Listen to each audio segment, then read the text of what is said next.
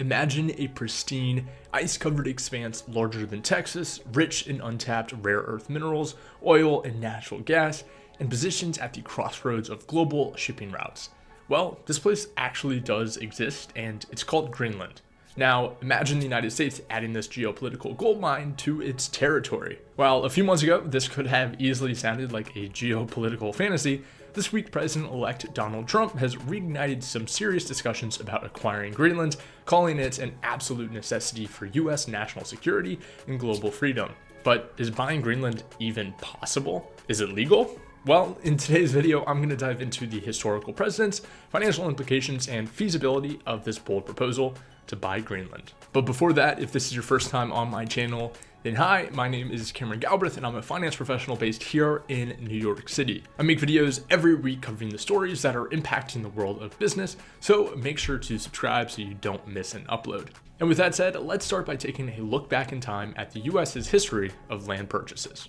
Alright, so depending on how much you paid attention in your AP US history class back in high school, you would know the United States actually does have a long history of acquiring land through strategic purchases, kind of like the world's oldest private equity firm. First, we have the Louisiana Purchase. This occurred back in 1803 when the US bought 828,000 square miles from France for $15 million, which is equivalent to around $371 million in 2025 money. This deal led to the doubling of the nation's size and secured control over key trade routes. And for the record, I think buying half of the land of the United States for $371 million in today's dollars has to go down as the best investment of all time. I think this makes Thomas Jefferson Warren Buffett before Warren Buffett. Now, fast forwarding about 60 years brings us to the Alaska Purchase in 1867. This is when Russia sold Alaska to the US for $7.2 million, which is around $153 million in 2025 value. Initially derided as Seward's folly, Alaska later proved to be absolutely invaluable due to its vast natural resources. Then, 50 years later, was our purchase of the Danish West Indies in 1917, which we rightfully renamed the US Virgin Islands. These items were purchased from Denmark for $25 million in gold, which is $570 million in 2025, and it was coincidentally done partly to secure American recognition of Denmark's claim to Greenland. And the most recent attempt at a purchase by the US that at least we know of was the 1946 Greenland proposal, where President Harry Truman offered Denmark $100 million in gold, which is around $1.4 billion today, for Greenland due to its strategic location during the Cold War. Although this was rejected, the US retained a military presence on the island through defense agreements that are still ongoing today. So with that said, these precedents illustrate that territorial purchases have happened several times in our nation's history and have historically been driven by strategic implications and economic foresight, which is no different than the conversation we're having today in 2025. Okay, so President-elect Donald Trump has brought Greenland back into the spotlight here in 2025, describing it as indispensable for US interests. But while this is the headline now, Trump's fascination with Greenland dates back to his first presidential term in 2019, when he proposed purchasing the island, only to be rebuffed by Danish and Greenlandic leaders who declared it not for sale. But then in late 2024, fueled by his win in the election, Trump reignited this ambition, framing it as a strategic investment to bolster Arctic dominance and secure access to Greenland's untapped natural resources. Trump has even suggested using military or economic leverage to acquire the island, underscoring its importance to his America First policy. And his son, Donald Trump Jr., recently visited Greenland earlier this week, sparking speculation about whether this was part of a broader diplomatic effort or merely symbolic. Okay, that's all great, but why buy Greenland? What are the real strategic and economic motivations here? Well, Greenland's value lies in its unique combination of geopolitical significance and resource wealth. In terms of its geopolitical importance, it is extremely close to the Arctic, which serves as an important location in military leverage and global business. As Arctic ice melts, new shipping routes like the Northwest Passage are emerging. Controlling Greenland would give the US a strategic foothold in this increasingly contested region. And as I alluded to before, the US actually already operates a Space Force base in Greenland, which provides missile warning systems and Arctic surveillance capabilities.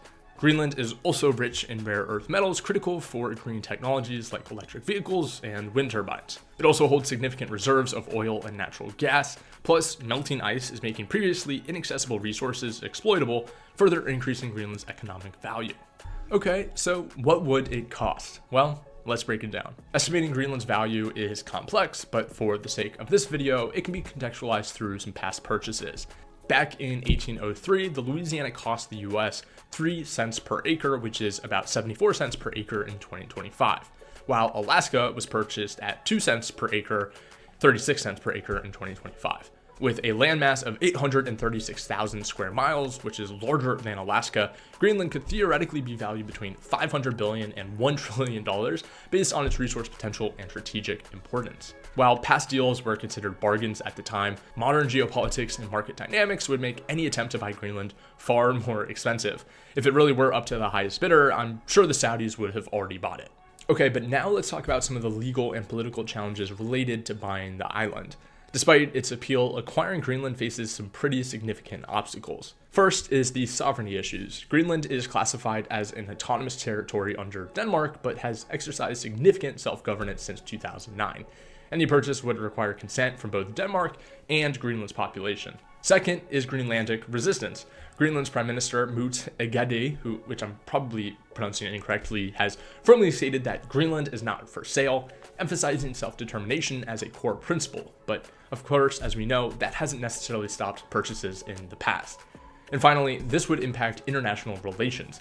A purchase attempt could strain US-Danish relationships and provoke backlash from other global powers advocating sovereignty rights. Okay, now despite those challenges, how could this actually be done? Well, if the US were to seriously pursue this acquisition, it would require some innovative approaches. The first approach would be a negotiated sovereignty transfer. So rather than outright purchase, negotiations could focus on shared governance or phased integration with local autonomy, kind of similar to what we did to the US Virgin Islands. Second are economic incentives. Offering massive investments in infrastructure, education, healthcare, and environmental sustainability could incentivize Greenlanders to consider closer ties with the US.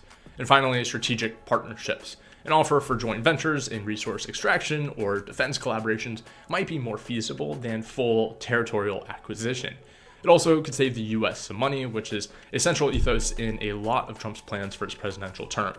So, with all of that said, President-elect Donald Trump's push to acquire Greenland revives a long-standing American ambition, but it does face significant legal, political, and financial challenges in today's world. While historical precedents like Louisiana and Alaska demonstrate that territorial acquisitions can yield immense benefits, modern norms of sovereignty make such deals far more complex. In 2025 terms, acquiring Greenland could cost upwards of $1 trillion while requiring unprecedented diplomatic finesse to address sovereignty concerns. Whether Trump's proposal is genuine or merely symbolic remains unclear, but it underscores America's enduring interest in securing strategic assets on the global stage. Could this be America's next great territorial expansion, or just another chapter in Trump's unconventional legacy? Only time will tell if this audacious vision becomes reality or remains an Arctic dream frozen in time. Let me know what you think down below, and make sure to subscribe to this channel to catch every video I post. I'll see you in the next one. Peace.